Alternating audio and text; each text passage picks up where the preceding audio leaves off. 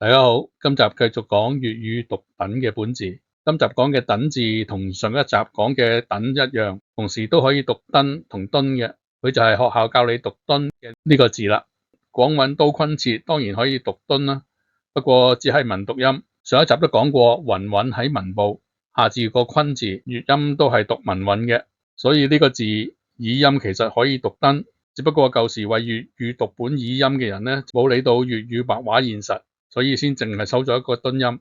其實廣東好多地名都係用呢個字嘅，大部分都係讀燈嘅。好似家母鄉下叫做鴨仔燈都係。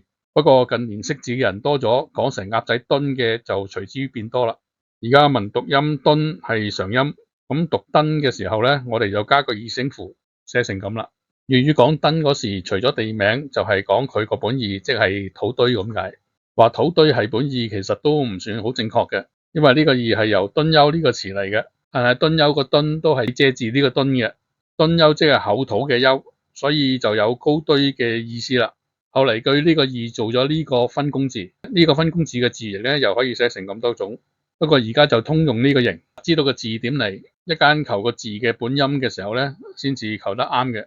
而家大家知道粵語講燈作為土堆咁解嘅本字係呢個敦字，咁香港人以前指代失業嘅一個詞叫做踎燈，就揾到本字啦。踎字遲啲再講，個燈字就係呢個字嘅異體。因為香港以前人浮於事，大部分出外工作嘅都係男人，文化程度唔高，冇長工做，淨係可以日日等人叫開工。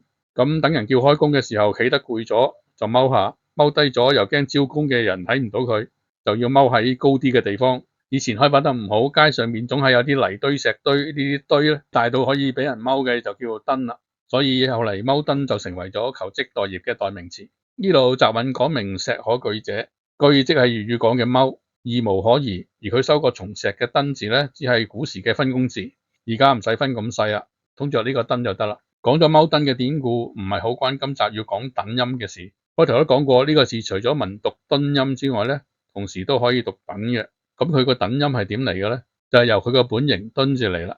個敦字雜韻大包圍。總共收咗13個音，平上去聲都有。其中主韻切呢個音呢係準韻，同真干個真準確個準係同一個小韻，即係同音字。上一集都證明過準同真都可以讀等，咁呢個同小韻嘅敦字呢，自然都可以讀等。所以佢後嚟嘅分工字呢，即係呢個從土嘅敦字呢，都一樣可以讀等嘅。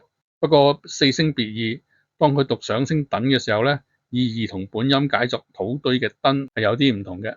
首先我哋讀等嘅時候就寫成咁，佢嘅字義就係由土堆引申為堆狀物，因為敦係源於敦厚個敦嘅，個字義永遠帶住一個厚重嘅意象，所以大凡似堆又厚重嘅字咧都叫做等嘅，好似橋等、柱等、樹等，甚至擁等都係嘅。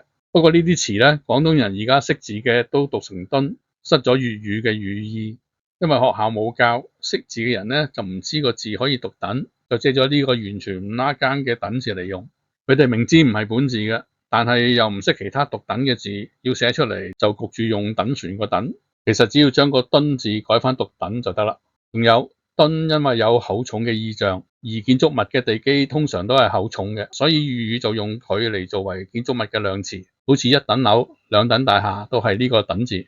作為建築物嘅量詞，大家唔使懷疑，因為等嘅本形係敦。敦自古就同宮殿個殿通假，大家都係有個好厚重嘅下基，意象相同，讀音相近，佢哋係同源詞嚟嘅。等嘅意象係一個厚重下基，大家記住呢樣，跟住落去講好多關於下基嘅用例嘅。好啦，今集就講咗敦字嘅3個讀音。其實粵語講等嘅字都有好多嘅，但係識得各個等字嘅人好少。下一集就講屁股叫等嘅本字，敬請留意。鍾意嘅請按讚、訂閱同分享出去，拜拜。